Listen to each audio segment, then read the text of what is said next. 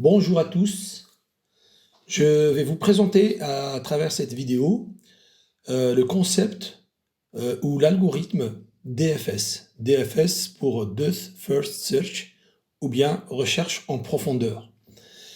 Le concept de recherche en profondeur dans un graphe ou de DFS consiste en fait à chaque nœud du graphe, on va faire un parcours, on va parcourir tous les nœuds du graphe suivant un certain parcours qu'on appelle parcours en profondeur, ou de DFS, ou de recherche en profondeur, et qui consiste à chaque nœud, au début, on démarre d'un nœud donné, que l'on appellera racine, nœud racine. Le nœud racine va, en fait, visiter un de ses nœuds voisins, tout simplement. Donc parmi ses nœuds voisins, il va visiter un des nœuds. Donc, le nœud racine va devenir le père de ce nœud-là, et le nœud choisi, ou visité, sera considéré comme son fils. Ensuite, le fils va à son tour visiter ou désigner un autre nœud parmi ses voisins. Et à son tour, ce fils-là va devenir le père de ce nouveau nœud, et le nouveau nœud va devenir le fils de ce père. Et ainsi de suite. Donc le fils va devenir le père, il va désigner aussi un nœud parmi ses voisins, et ainsi de suite. On suit ce process qui il a une forme un peu de... Donc c'est comme si on va faire un parcours en profondeur. Donc un nœud va prendre un autre, l'autre va prendre encore un autre, et ainsi de suite. Par contre, on n'a pas le droit de visiter, c'est-à-dire un nœud n'a pas le droit de choisir parmi ses nœuds voisins un nœud déjà choisi avant, dans les itérations d'avant, ou durant les itérations d'avant. On peut prendre que les nœuds qui n'ont pas déjà été visités, qui n'ont pas déjà été choisis par un pair. C'est-à-dire aussi, on peut prendre que des nœuds qui n'ont pas déjà de pair. Donc on va faire cette visite comme ça, itération par itération, itérativement, jusqu'à ce qu'on trouve un nœud qui ne peut plus choisir de nœud fils ou de prochain nœud. Parce que tout simplement, tous ces nœuds voisins ont déjà été visités, ont déjà eu un pair. Donc ce nœud-là, il ne peut pas être un pair, ou même tout simplement, il ne peut pas choisir de nœud suivant. Qu'est-ce qui va se passer? On va revenir en arrière, c'est-à-dire on va revenir au père de ce nœud et voir si ce père peut choisir un autre fils. Donc il en a déjà choisi un, mais il va voir s'il ne peut pas déjà en choisir un autre. Et s'il y en a, bien sûr, il va le visiter. Donc il va le désigner, et ce nœud-fils va continuer le même process, et ainsi de suite. Jusqu'à ce qu'on ne peut plus visiter de nœud, donc ça revient en arrière, jusqu'à ce qu'on revienne de pair au pair, de pair en pair, ainsi de suite. Et à chaque fois qu'on revient un pair, on vérifie si on ne peut pas visiter d'autres nœuds, et jusqu'à ce que aussi on soit bloqué, on ne peut plus visiter de nœuds, et on revient comme ça jusqu'à ce que tous les nœuds soient visités, donc on revient de pair en pair en pair, jusqu'à le nœud racine. Et quand le nœud racine n'a plus de nœuds à visiter, le process sera terminé, et l'algorithme est fini. Donc dans le cadre de cette présentation, on va présenter deux versions de DFS. Une version classique, standard, donc c'est l'algorithme séquentiel normal, tel que les algorithmes que vous avez l'habitude de voir en programmation, ou en informatique, ou en algorithmique. Ensuite, on va voir sa version distribuée. Donc ça, c'est pour les gens qui connaissent c'est quoi réellement un système distribué, ou un réseau distribué, ou un système réparti, etc., etc. Donc je ne vais pas introduire dans le cadre de cette présentation c'est quoi un système distribué, mais je suppose que ceux qui vont découvrir cet algorithme, ils connaissent déjà c'est quoi un système distribué. Commençons par le DFS classique. Je vais prendre ce graphe-là devant vous comme exemple. Et le nœud numéro 1, je vais le considérer comme le nœud racine, le nœud du départ. Donc on va commencer le parcours en DFS à partir de ce nœud 1 qui est en rouge ici, ou le parcours en profondeur. Donc le nœud 1 va choisir parmi ses voisins, c'est-à-dire 2 et 9 ici, un nœud, n'importe lequel, soit le 2, soit le 9. Par exemple, il va choisir 2. Ensuite, le 2 va faire de même parmi ses voisins qui n'ont pas été déjà visités avant, parce qu'il peut choisir un, mais comme un a déjà été visité, surtout le premier nœud, on considère par défaut qu'il a déjà été visité. Donc le 2, il va essayer de choisir un des nœuds qui n'ont pas déjà été visités avant, c'est-à-dire soit le 3, soit le 8, soit le 9, et il va le sélectionner. Donc on fait un parcours de 1 à 2, puis de 2 à, par exemple, à 8. Donc bien sûr, on aurait pu choisir 3 ou 9, hein, c'est pareil. Ensuite, de 8, le nœud 8 va faire exactement le même. Donc j'ai mis des flèches en vert ici pour en fait garder en mémoire les parents, en fait, les relations père-fils, c'est-à-dire le 2, la flèche va de 1 jusqu'à 2, ça veut dire 1 c'est le père de 2, et 2 c'est le père de 8, ou 2 c'est le fils de 1, et 8 c'est le fils de 2. Ensuite, de 8, pareil, on va choisir soit 3, soit 6, soit 3, soit 6, soit 9, soit 10. On ne peut pas choisir 2, c'est son voisin, mais parce que le 2, il a déjà été visité, donc il a déjà un père qui est donc c'est le 1. Donc, on va choisir par exemple 10. 10, pareil, il peut choisir parmi ses voisins non marqués, c'est-à-dire 7, 9. Par exemple ici, on va prendre 7. Le 7, il ne peut choisir que le 6, ici. Le 6, il va choisir soit 4, soit 5. Donc on va dire 4. Et 4, il peut choisir soit 3, soit 5 ici. Donc par exemple 5. Et le 5 ne peut pas choisir de nœud voisin parce qu'en fait, ces deux voisins 4 et 6 ont déjà été visités avant. Donc qu'est-ce qui se passe? On revient en arrière, c'est-à-dire on revient au père de 5, qui est donc 4. On voit bien ici cette flèche-là, comme ça, 4.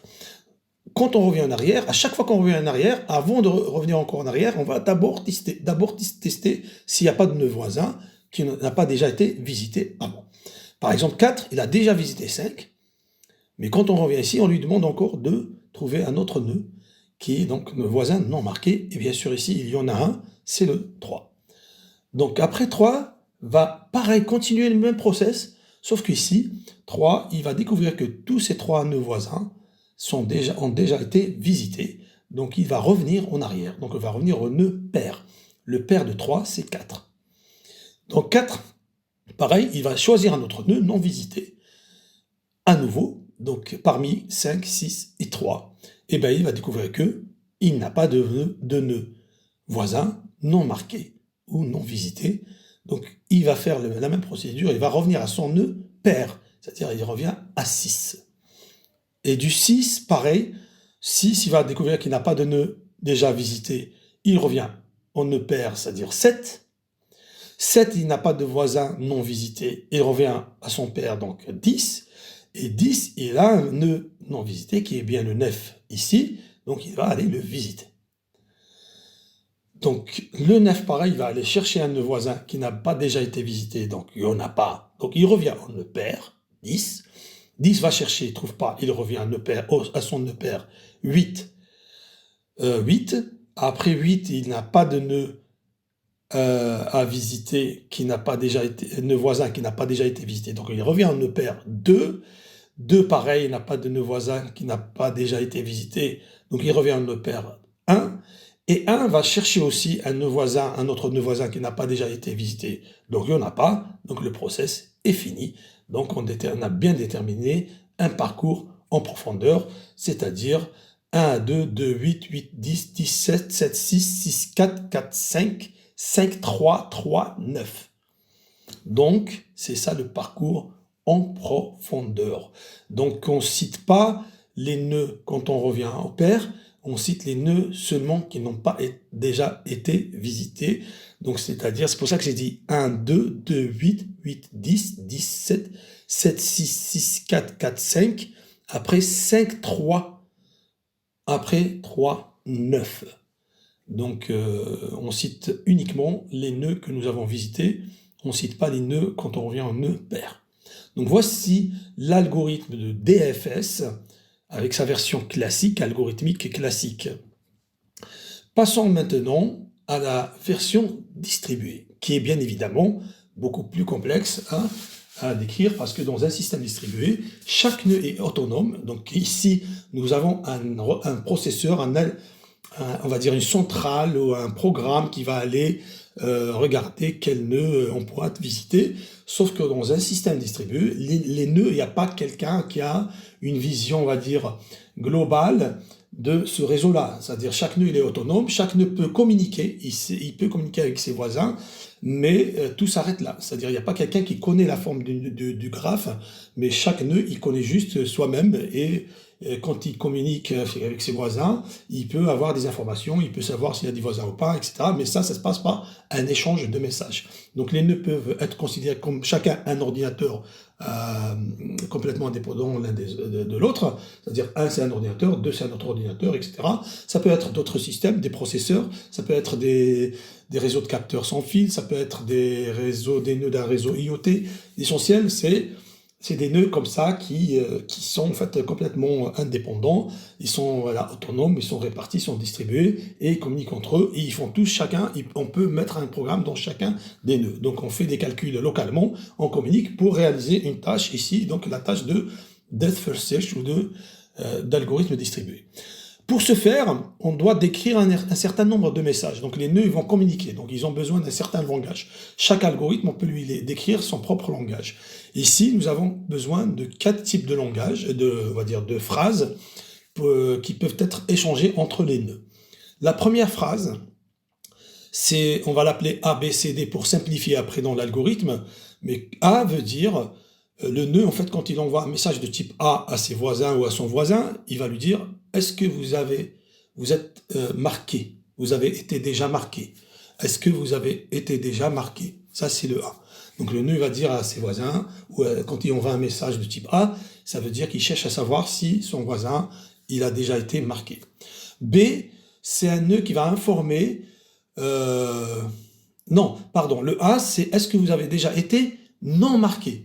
Ou bien est-ce que vous n'êtes pas marqué? Voilà, on va le changer. Désolé, mais je reprends en fait pour que ça soit bien clair. Le A, c'est un message où le nœud va dire à ses voisins ou à son voisin ou à ses voisins, est-ce que vous n'êtes pas marqué? Le B, en fait, quand on répond par B, on répond par oui, je ne suis pas marqué. Sinon, en fait, il n'y aura pas de réponse. Hein. Donc le nœud, quand il n'est pas marqué, il répond pas. Mais quand il est marqué, si on lui pose cette question, est-ce que tu n'es pas marqué? Donc il répond par oui, je ne suis pas marqué.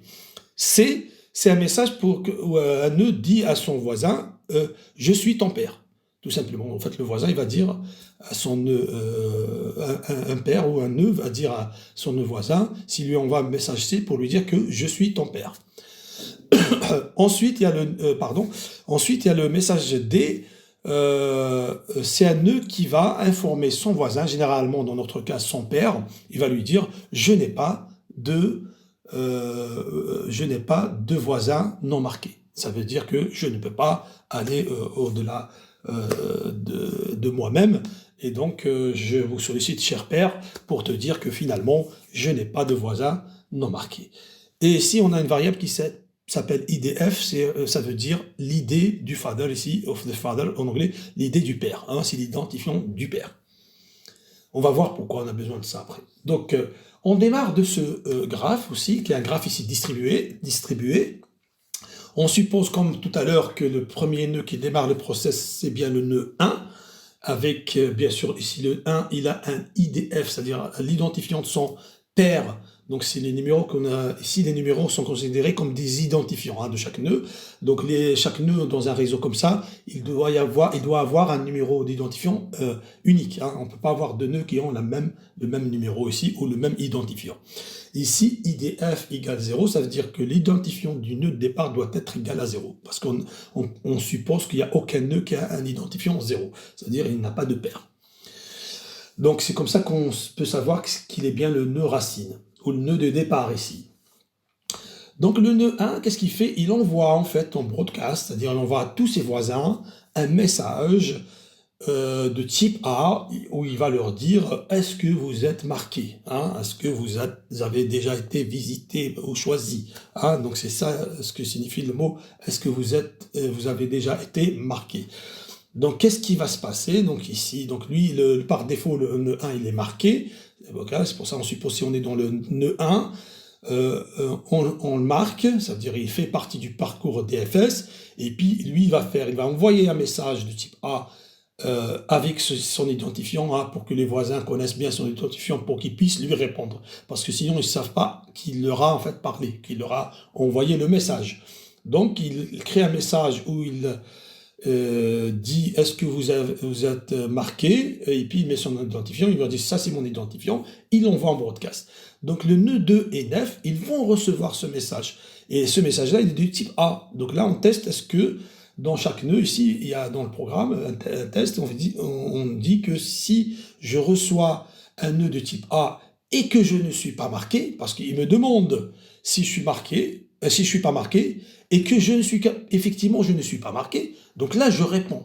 Donc ils vont répondre, donc message j'envoie par B, oui je ne suis pas marqué, et ils répondent par B, oui je suis pas marqué, et avec l'identifiant de voilà 2, 9 avec 9, et ici on n'a pas besoin de marquer des cires réellement, et il envoie un message au nœud qui est l'identifiant de réception, celui qui leur a envoyé le message, RID, Received ID.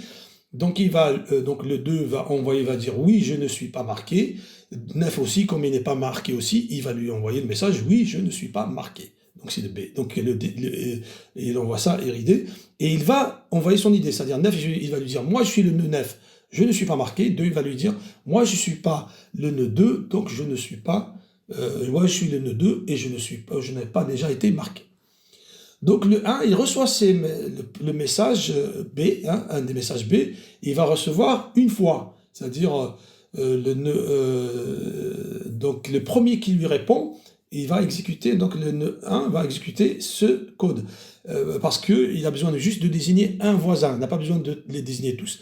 Donc dès qu'il reçoit la première réponse, ça vient de 2 ou 9, on suppose que la première réponse est reçue de 2, il va donc voir s'il a déjà reçu la réponse. Après, il va mettre réponse à 1 pour qu'il ne puisse pas encore faire un autre test. Dès qu'il teste, il teste une fois. Hein, cette condition, si elle est vérifiée, il va l'exécuter une fois. C'est-à-dire, s'il reçoit qu'il y a un nœud parmi ses voisins ou un message comme quoi il y a un nœud qui n'a pas déjà été marqué, et il le fait une fois.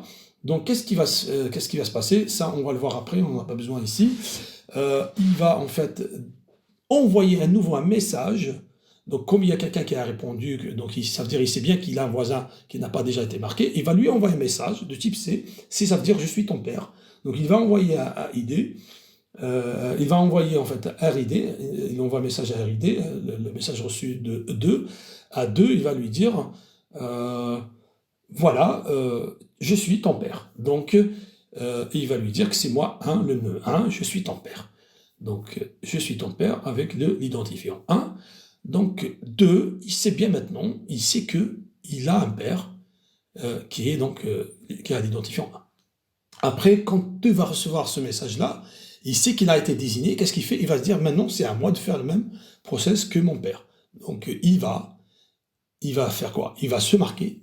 Il a reçu le message de type C, c'est-à-dire il vient de recevoir, on vient de lui dire qu'il vient d'être déclaré par un message donc il a un père. Donc le père lui dit, je suis ton père, donc il dit, il y a quelqu'un qui m'a envoyé qu'il est mon père. Très bien, donc du coup, qu'est-ce que je fais?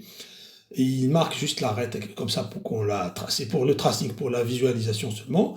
Après, il va mettre il va affecter la valeur RID de l'identifiant reçu à sa variable identifiant de father, de père. Donc l'identifiant de mon père, maintenant, c'est l'identifiant que j'ai reçu, ça veut dire 1. Il va être marqué.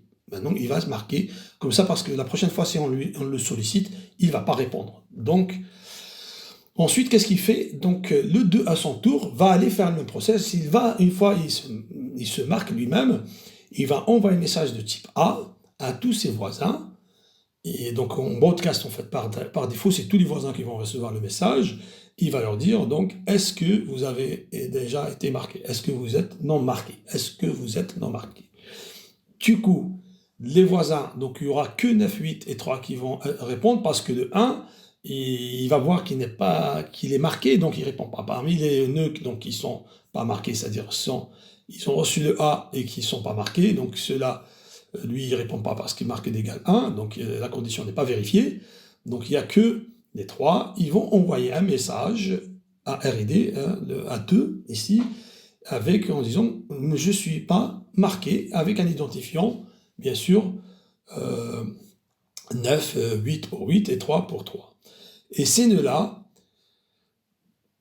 les 2, donc il va, pareil, il va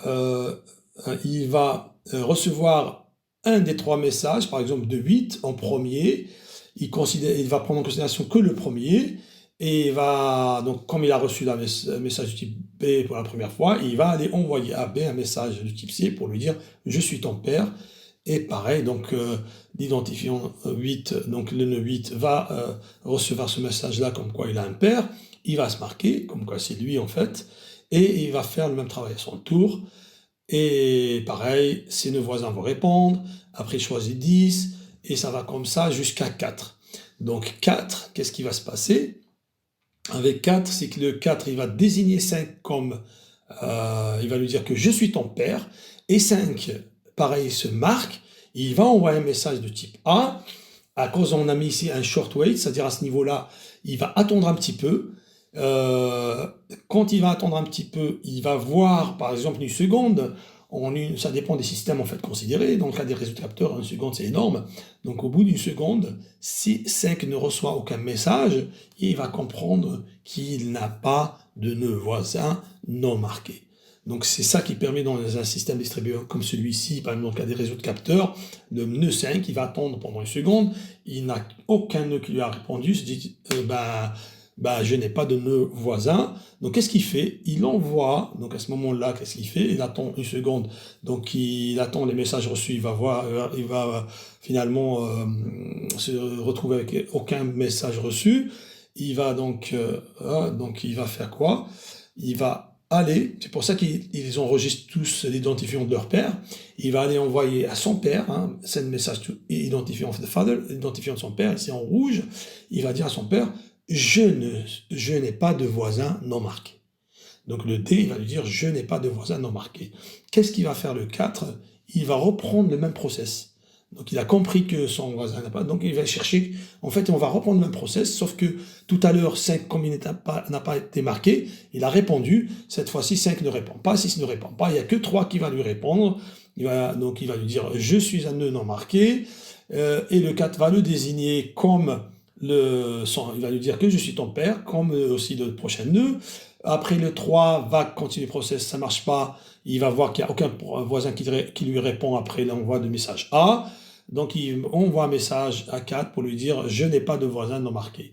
Le 4 va reprendre aussi la même démarche, il va voir qu'il n'y a aucun nœud qui lui répond. Il va donc recontacter son père, c'est-à-dire 6 pour lui dire qu'il n'a pas de nœud non marqué. Le 6 il va reprendre et faire la même chose. Le 10 par contre, quand il reçoit le message qui n'a pas de nœud non marqué, il va reprendre le process, il y aura 9 qui répond, il va lui dire que je suis ton père, le 9 finalement il n'a pas de voisin, donc il envoie puis il n'a pas de voisin, il contacte le 10 pour lui dire que j'ai pas de nœud voisin non marqué, le 10 pareil il fait de même, puis il recontacte son père 8, le 8 il fait de même, 2 il fait de même, jusqu'à 1, et 1 il va voir qu'il n'a pas de voisin non marqué, et le process s'arrête, et on a bien déterminer le parcours DFS en distribué, et c'est ce qu'on appelle le distributed DFS.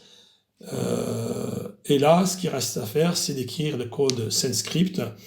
Et là, comme c'est un exercice à vous donner, je vous laisse donc faire ce code-là. Et je vais vous montrer une petite simulation. Si vous avez bien écrit le code, normalement, vous allez sous Cap Carbone, si vous l'avez bien écrit en SendScript. Je vous ai donné des parties, la quasi-totalité des codes là, avec la démonstration ou l'explication du DFS. Donc là, sous Cap Carbone, si vous avez un comme ça, donc je démarre le process qui démarre du nœud 23. Ici, vous voyez bien qu'il y a un certain parcours, qui est le parcours de DFS en distribué. Donc tout ce que j'ai montré tout à l'heure, on le voit là. Donc regardez bien, donc il y a un parcours. Peut-être c'est un peu difficile à voir, mais voilà, donc il fait le parcours DFS que je viens d'expliquer. Et là, on peut par exemple cacher des liens. On voit bien qu'il s'agit d'un parcours, il a fait un truc comme ça. puis il est revenu, et puis il a pris celui-là, puis il est revenu jusqu'ici. Donc on peut relancer les process sans voir les arêtes, hein, on voit bien le parcours. Donc là, on ne les voit pas les arêtes. Donc finalement, non, je me suis trompé, il va vers là, puis il va vers ici. Puis vous voyez, il revient comme ça jusqu'à... Donc chacun revient vers son nœud pair jusqu'à revenir au nœud de départ. Bien évidemment, j'ai désigné 23 comme le nœud de départ, mais rien ne m'empêche de mon programme d'aller désigner comme nœud, par exemple, le S4. Donc ici, je vais mettre comme nœud de départ le S4. Et donc, voilà, donc c'est un autre type de parcours, mais ça reste que c'est un parcours en DFS. Voilà, donc vous voyez bien qu'il y a un parcours un peu particulier. Dans un DFS, de toute façon, on finit par trouver un arbre, et on finit par à la fois trouver un arbre et aussi par visiter tous les nœuds. Donc je vous remercie pour votre patience et j'espère que vous avez bien compris le concept de DFS normal et distribué. Donc je vous souhaite donc une bonne continuation et une bonne programmation de l'algorithme DFS. À bientôt!